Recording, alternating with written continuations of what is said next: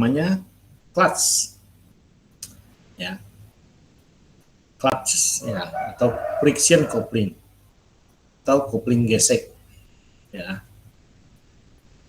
Nah, kopling ini seperti kita ketahui bahwa dia berfungsi sebagai pemindah putaran roda, ya, atau daya atau torsi itu, ya, dari suatu poros penggerak ke poros yang digerakkan. Nah, kopling itu juga ada bagiannya, jenisnya. Ada istilahnya kopling tetap, ada kopling tidak tetap. Nah, gitu. Kopling yang tidak tetap artinya kopling itu dia akan selalu meneruskan daya dan putaran dalam kondisi apapun, apa itu berhenti atau bergerak. Nah, tapi di sisi lain ada namanya kopling tidak tetap. Nah, apa itu kopling tidak tetap? Yaitu kopling yang bisa diputus atau disambungkan saat beroperasi. Nah, contohnya apa? Gitu. Yang digunakan pada kendaraan bermotor atau mobil-mobil yang Anda gunakan sehari-hari. Apa itu mobil, pada motor, atau sepeda motor, atau kendaraan lainnya. Nah, kenapa demikian? Karena daya yang diteruskan atau putaran yang diteruskan itu bisa diputus atau disambungkan walaupun mesin atau engine tetap menyala, kan gitu. Nah, nggak mungkin kita mematikan mesin dahulu baru koplingnya disambungkan, nggak mungkin. Nah, maka perlu suatu unit atau satu kesatuan komponen elemen mesin dalam satu unit disebut sebagai kopling, atau yang digunakan jenis ini adalah jenis kopling gesek atau disebut sebagai clutch. Nah, itu ya. Nah, itu.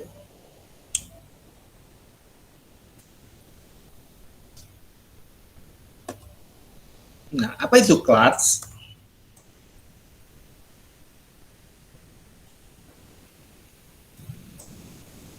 Nah, clutch adalah elemen mesin yang berfungsi sebagai penghubung antara poros penggerak atau drive dengan poros yang digerakkan, gitu ya, atau driven shaft pada saat bergerak atau berhenti tanpa menghentikan poros penggerak. Nah, itu. Nah, ini sebuah animasi, ya. Nah, di sini ada dua poros yang mempunyai posisi poros yang sejajar. Nah, tapi ada dua bidang seperti piringan ini yang bisa ditekan maju mundur atau dihubungkan mereka sampai bergesekan. Nah, itu. Jadi seolah ada bergesekan. Nah, jadi clutch merupakan salah satu jenis kopling yang banyak digunakan pada kendaraan bermotor, karena jenis kopling dapat diteruskan pada saat kendaraan berjalan. Nah, itu.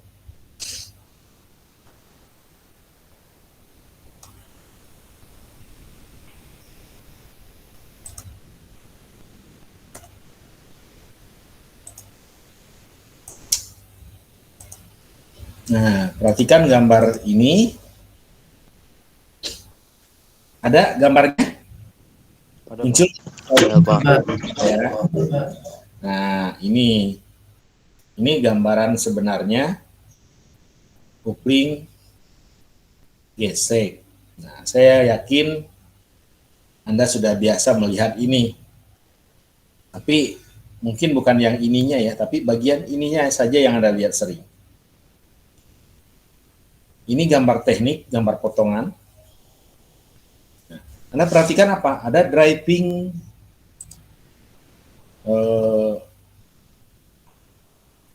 Nah, ini ada namanya driving shaft.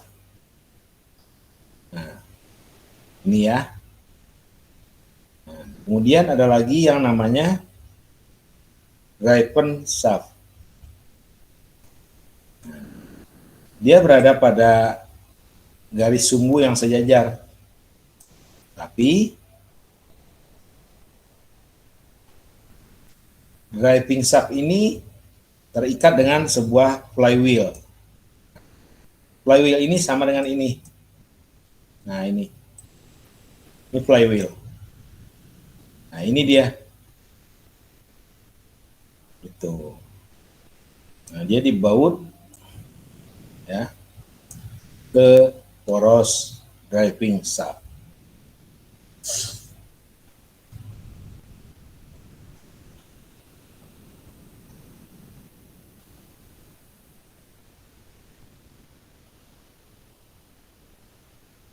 Nah, driving shaft dengan driving shaft itu tidak terhubung secara langsung. Ya, walaupun mereka posisi sejajar, tapi tidak terhubung. Ya, jadi saat ini berputar, nah ini belum tentu berputar. Nah itu. Nah pada driving shaft ini ada di sini ada namanya alur-alur seperti gigi ya, atau star. Ya, di sini ada, ini bisa maju mundur. Nah ini.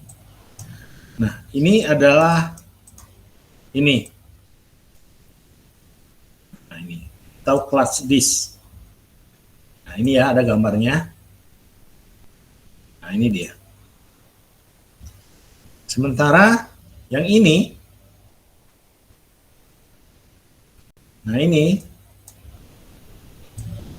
adalah ini. Nah, per ini,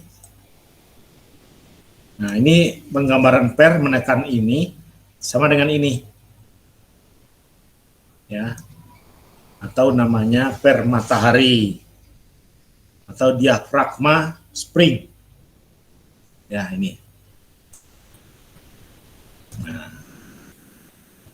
bagian ini casing.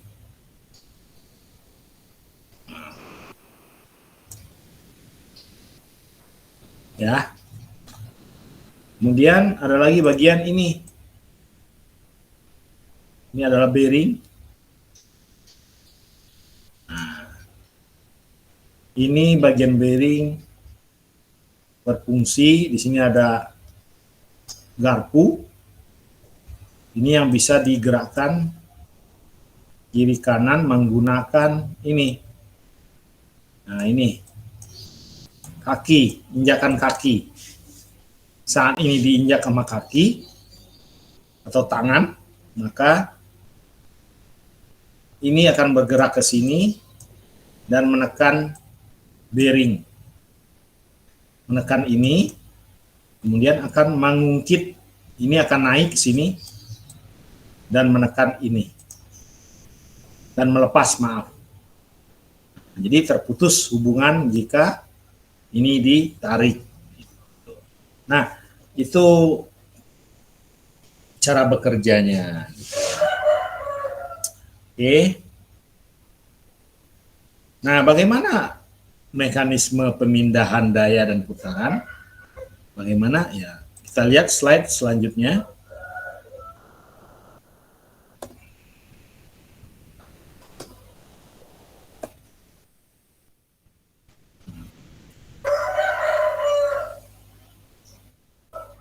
Nah, ini.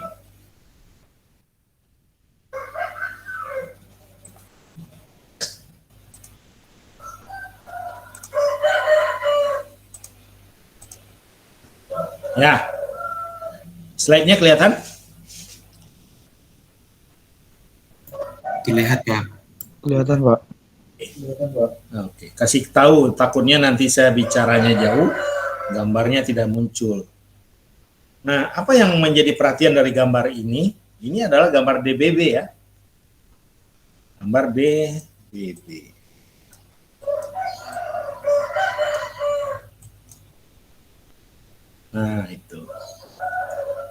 Nah, ini gambarnya jadi sederhana saja. Ya, ini ada penggerak, ini ada unit kupling, ini yang digerakkan atau apa ya, gearboxnya ya. Nah, ini grafik. Nah, gitu. Nah, bagaimana mereka bekerja? Nah, ini sebuah model bahwa sebuah grafik akan lebih memudahkan kita untuk melihat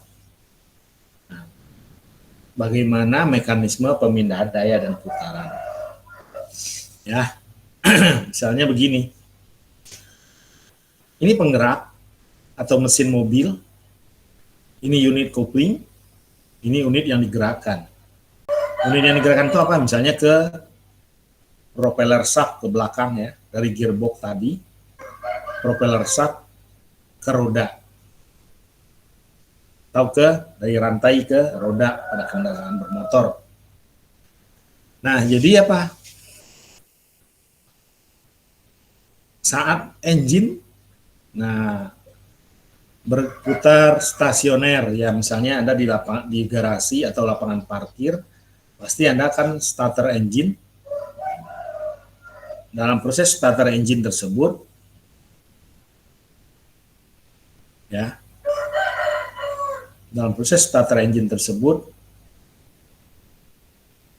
mesin berputar tapi, atau asumsinya N1, tapi N2 tidak berputar. Nah, N2. Nah, dalam grafik di sini ada apa namanya?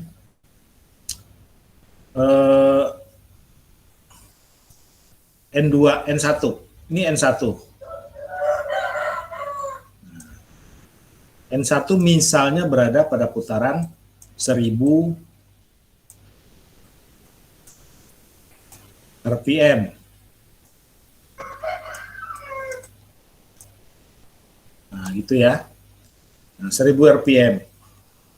N2 dalam kondisi ini adalah tidak. N2-nya masih 0.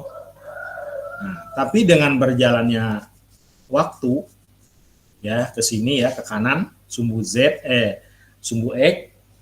Nah, sampai di sini barulah terjadi kontak. Nah, ini terjadi kontak antara plat gesek. Nah, terjadi kontak ini pada titik tahap 1. Nah, N2 ya, N2. Nah, ini bergerak linear ke atas. Nah, ini daerah ini dari sini N1 dengan N2 itu berputar. Tapi N1 tidak sama dengan N2 gitu. Sehingga di sini diarsir ini daerah ini gesekan terjadi di sini. Nah, gesekan artinya atau disebut sebagai gerak relatif antara N1 dengan N2. Gitu. Pada suatu titik tertentu sampai di sini, maka N1 sama dengan N2. Nah, dan kemudian terjadi peningkatan kecepatan dan stasioner lagi atau normal lagi. Nah, pada tahap 2 dan 3 itu sudah tidak terjadi yang namanya kecepatan relatif. Gitu. Nah, jadi kalau kita simpulkan bahwa pada N1 tidak sama dengan N2 itu mempunyai daerah arsiran. Nah, sebenarnya apa sih luas daerah ini pengaruhnya? Yaitu ke energi yang dilepaskan. Semakin miring ke kanan, nah gini, nah artinya apa? Semakin besar pula energi yang diserap. Jadi kopling itu juga dibutuhkan efisiensi.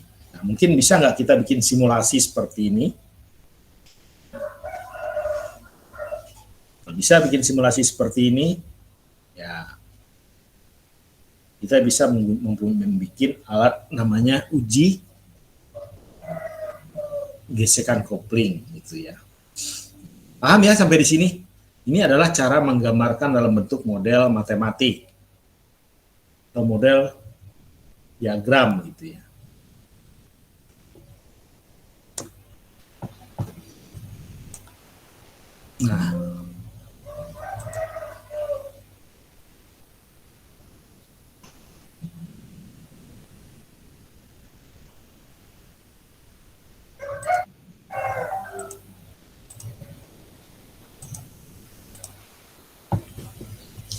Nah, ini penjelasan yang tadi sudah ada juga di slide ini, apa saja gitu ya.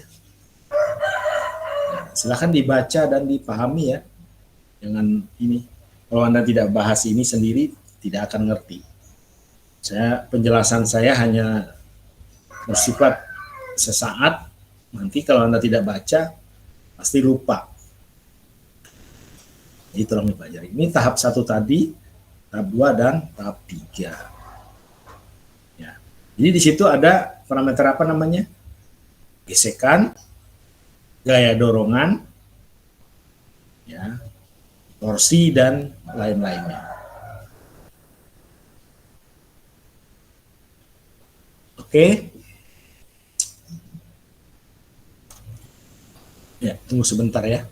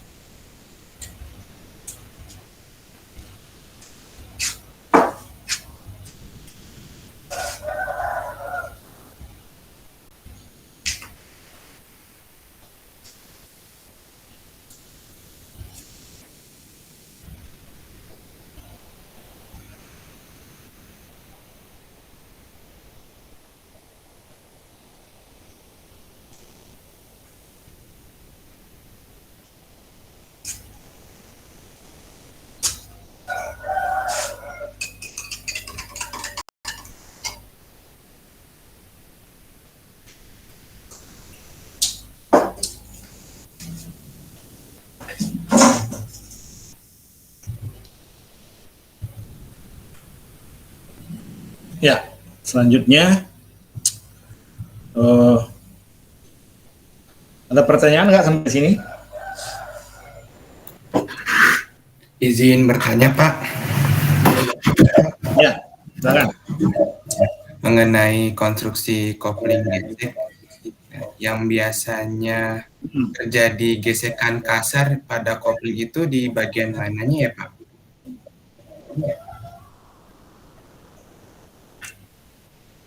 Gesekan kasar, ya semuanya pada bagian clutch disc. Nah ini sebentar, tadi gambarnya ada kan ya. Jadi ada gambar yang terlewatkan, maaf.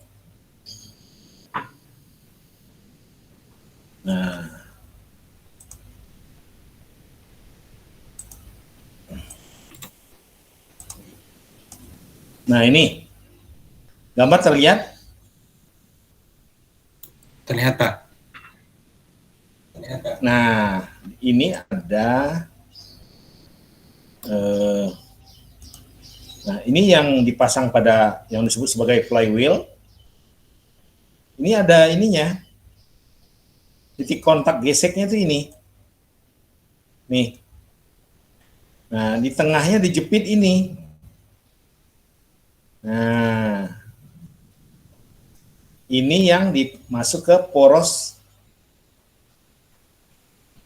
ke gearbox ya, ke persneleng. Nah, ini ada per ini untuk kalau terjadi gesekan ini. Nah, ini pada unit koplingnya. Ini yang disebut sebagai per matahari tadi. Nah, kenapa? Karena kalau ini ditekan, di sini ditekan, maka disk clutch ini akan dirilis, artinya dia tidak dijepit.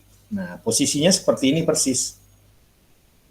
Jadi ini di tengah, ini flywheel,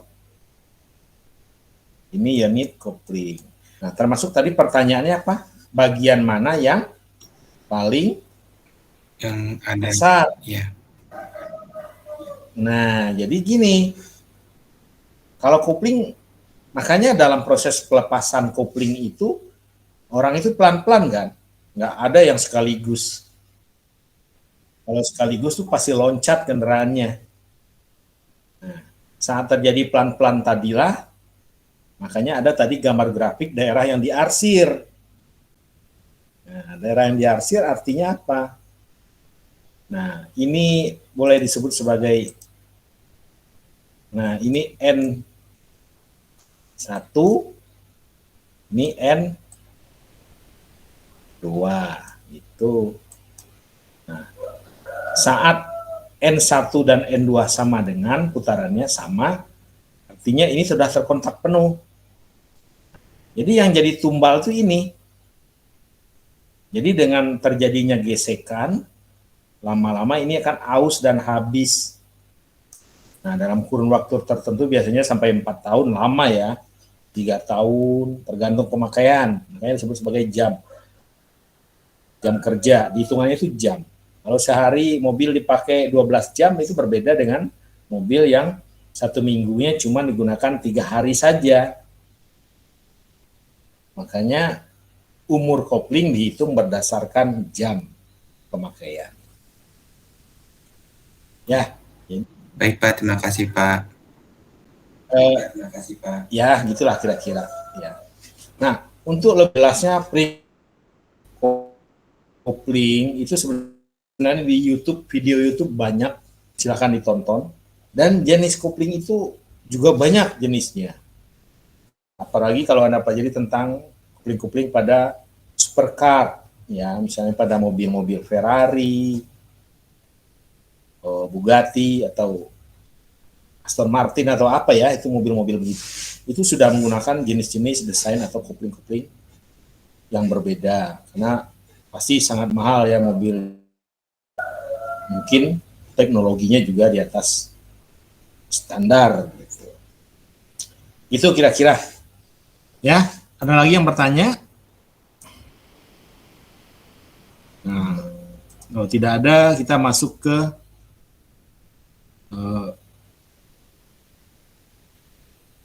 nah ini.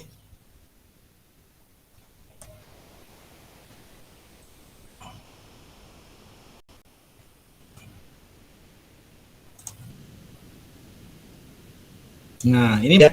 Pada dasarnya material kopling itu hampir mirip dengan material rem. Dasarnya juga menggunakan konsep rem juga. Kalau rem itu menghentikan ya putaran ya. Tapi pada kopling dia meneruskan putaran dari satu bagian engine ke bagian yang lain. Itu bedanya. Di kopling gesek itu seperti itu. Nah, ini adalah properties of material ya. Itu properti itu sifat ya. Kekayaan atau apa namanya? Ciri khasnya, sifat fisik ya, sifat fisik dari suatu material. Nah, material dari itunya adalah biasanya ini menggunakan sicor ya, kondisi operasi kering ya. Nah, ini bongkar kopling pada kendaraan motor Anda, motor ya bukan mobil. Itu koplingnya pasti terendam di dalam pelumas mesin. Jadi dia digabung. Ini. Nah, koefisien geseknya ya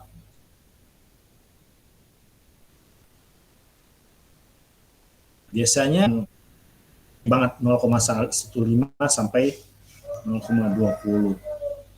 Sementara yang terendam oil hanya tipis saja. Ya. Kemudian temperatur maksimum ini kalau yang ini bisa panas ya sampai 300 derajat Celcius. Ya. Tekan maksimum yaitu dalam bentuk Newton per milimeter. Inilah ininya ya. Material yang digunakan sebagai bahan kopling. Nah, selanjutnya analisis. Nah, ini.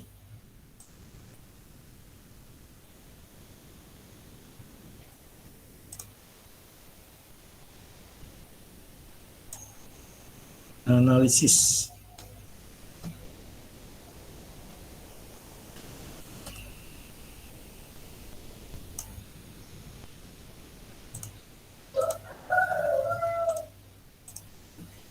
Nah, ini. Nah, sebenarnya bagaimana kita melihat analisanya gitu ya. Nah, ini Anda perhatikan. Ini sebuah apa namanya? Nah, ini yang menjadi hal bagian yang penting dari sebuah analisis kopling yang disebut sebagai apa namanya ini? Disk clutch atau kanvas kopling. Ya, dalam bahasa sehari-harinya kanvas kopling. Ini bagian ini akan habis dengan beriringnya waktu karena dia bergesekan. Nah, ini bagian yang bergesekan itu cuma bagian ini saja, bagian luar. Nah, ini. Ya. Sementara di dalam ini adalah mekanisme. Di sini ada per juga. Nah, ini per untuk meredam ya. Kalau terjadi benturan yang cepat, nah per ini akan meredam. Karena dia poros satu ini permukaan sini itu tidak sama ya. Ini disebut sebagai tadi N1, ini sebagai N2 gitu. Nah, kemudian apa saja parameter-parameternya? Itu ada torsi, daya tekan, ya. Daya tekan itu adalah P. Nih. Ya, ini P. Kemudian R1 dan R2 adalah diameter gesek. Diameter gesek itu adalah ini. Yaitu R1 dari sini dikurangi R2. Nah, jadi ini dia. Tahu ini. Nah, radius koefisien gesek dilihat dari tabel, itu properties dari suatu material. Ya. Coba lihat next slide.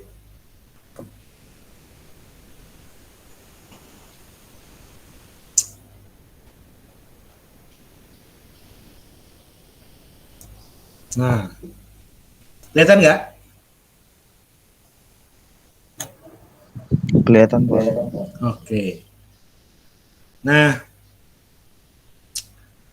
berapakah besar torsi yang ditransmisikan? Nah, pertanyaannya itu. Nah, jadi gambar ini ya.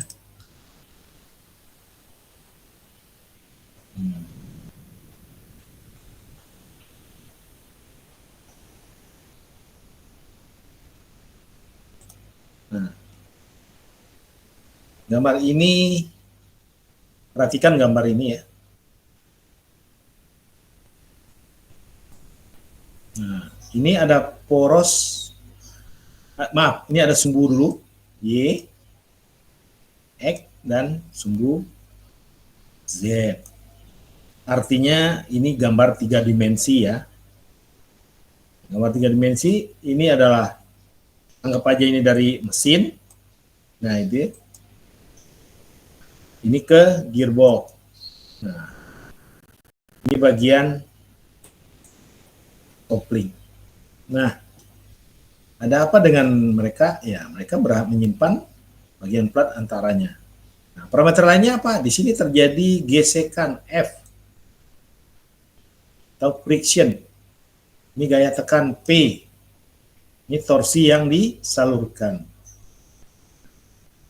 Jadi kalau saat ini bergesek, maka akan menghasilkan torsi sebesar Fr dikali jari-jari. Jadi kalau kita lihat persamaannya, yaitu gaya normal atau W ini. Gaya normal adalah tekanan kali luas area kontak.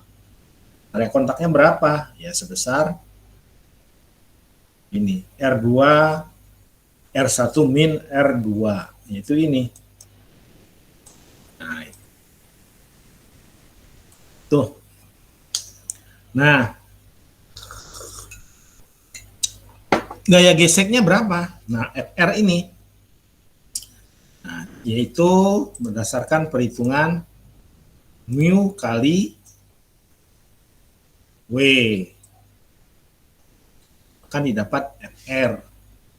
Ini dihitung. Nah, kemudian berapakah torsinya? Yaitu torsi sama dengan Fr dikali R. Itu ya. Sementara Fr itu adalah mu P kali 2 pi R dr. Dia udah ada unsur R dr-nya. Jadi di sini mu, nah, pi dikali lagi R, itu adalah torsi. Nah, sehingga didapat kesamaannya yaitu mu P kali 2 pi R kali, nah ini integrasi ya, R1 R2 min R1 min R2 itu. Sehingga didapat persamaan torsinya adalah sebesar 2 pi R kuadrat dr. Tuh, ada yang bingung nggak di gambar ini? Silakan bertanya.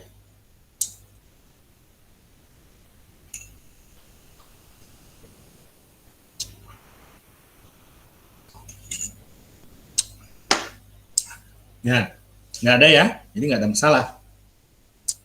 Menurut saya sih cukup jelas ya, mulai dari DBB sampai gambar. Jadi jangan sampai Anda nanti menghitung tapi tidak ada DBB. Ya, jadi Anda bisa lihat di sini yang menyatakan setiap notasi atau setiap parameter. T-nya mana, FR-nya mana, R-nya mana. Jadi kalau tidak ada DBB ini, nah kalau ini tidak ada, ini tuh hanya menjadi khayalan. Nah, makanya saya sangat sensitif dengan pekerjaan-pekerjaan, tugas-tugas. Kalau tidak ada DBB, ya artinya sama aja dengan bohong.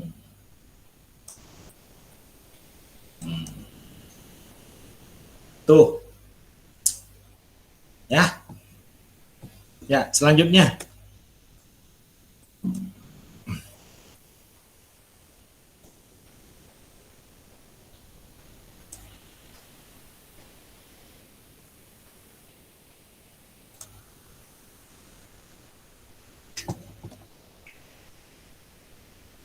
Nah, ini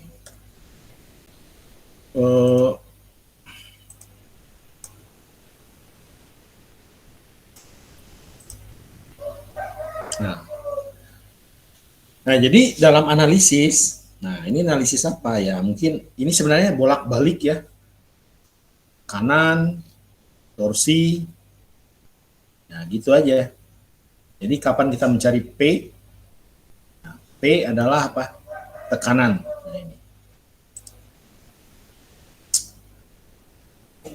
Nah ini P. Itu dalam melakukan analisis, gesekan yang terjadi pada permukaan gesek harus diasumsikan, ini asumsi, tekanan dan keausan terjadi secara seragam ya. Pertama, kita menggunakan asumsi tekanan seragam. Nah, tekanan seragam itu artinya P ini nih, P ini adalah sama, ini sama dari manapun. Gitu. Sehingga didapat persamaannya itu dari persamaan 1 yaitu sebesar P sama dengan W per T, ya. Nah, dari mana dapatnya ini? Ya dari persamaan sebelumnya.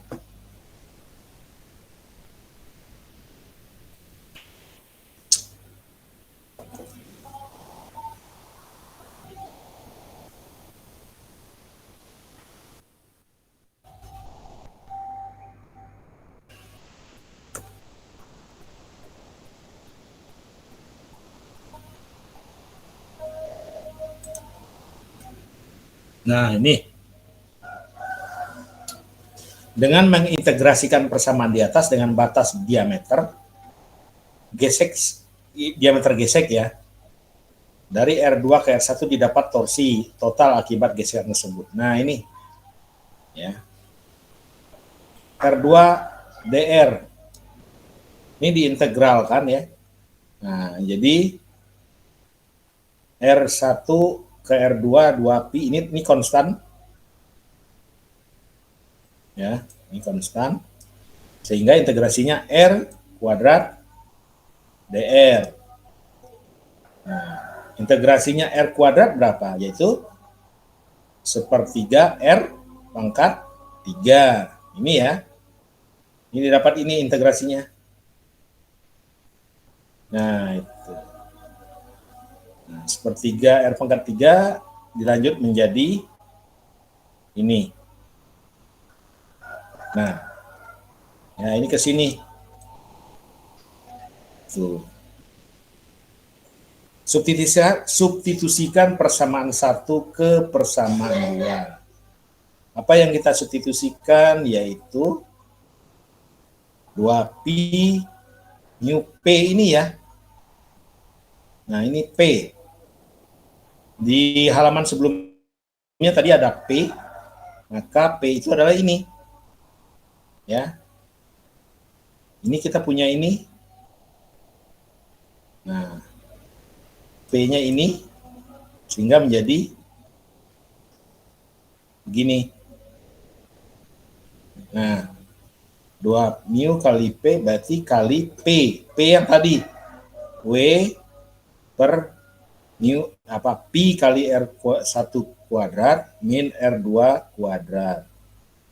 Nah, jadi kalau ini sama dicoret, ini sama dicoret, tinggal 2pi W.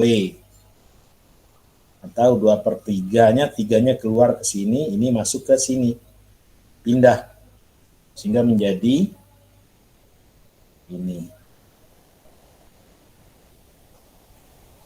Nah, tuh. Kemudian selanjutnya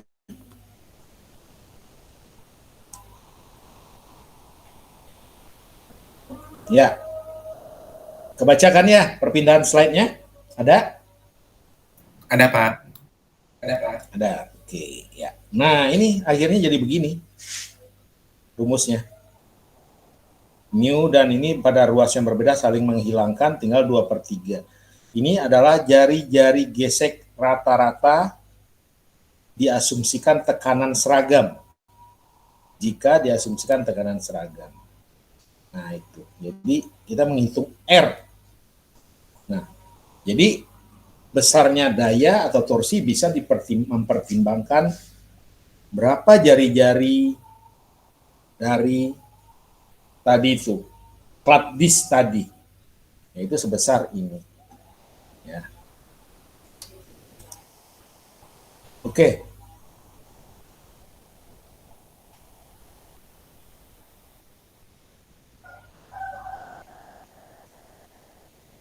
Nah, analisis kedua yaitu dengan analisis. Nah, cuman saya tidak menekankan di sini untuk jenis yang kedua. Saya harap Anda fokus di nah, ya. Nah, ini lebih complicated sih sebenarnya, tapi nggak begitu perlu. Jadi akhirnya sih persamaannya mencari R1 plus R2 bagi 2. Jadi semacam radius rata-rata di permukaan gesek. Jadi yang penting di sini ada tadi 2, gesekan berdasarkan tekanan dan keausan. Yang ini berdasarkan tekanan, R-nya yang satu lagi ya to the point langsung aja, yaitu R berdasarkan keausan seragam, yaitu R1 plus R2/2.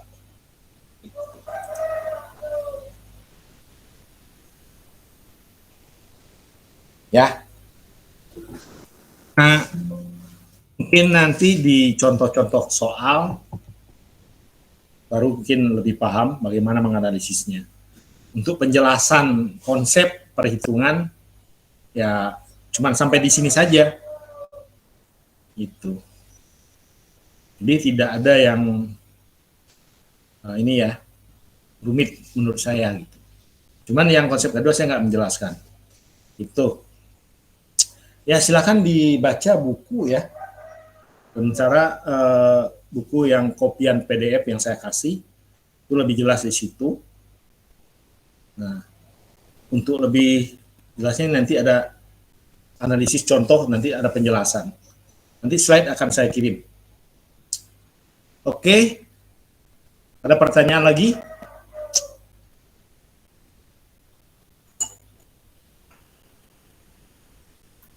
Cukup Pak. Cukup ya? Cukup Pak, sepertinya Pak. Oke. Kalau cukup silakan dia mengabsen ya.